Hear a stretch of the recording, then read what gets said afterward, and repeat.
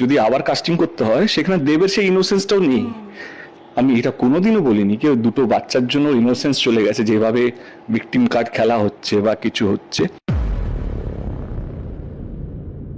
ওকে আমি পুরো প্রমোশন জুড়ে সুপারস্টার মতনই ট্রিট করেছি, মানে দুটো ইভেন্টও আমার সাথে গেছে, একটা ইভেন্টও সোলো করেছে। আমার জন্য গান ছিল, আমার টিম বানিয়েছিল 1 2 3 আমি যখন শুনলাম না না আমার মনে হয় শুভশ্রীর জন্য আমার গান বানানো উচিত, কারণ আমি আমার কাছে সত্যি সুপারস্টার। আমি ওকে আমার টিম বলেছিল কি ওর খারাপ লেগেছে।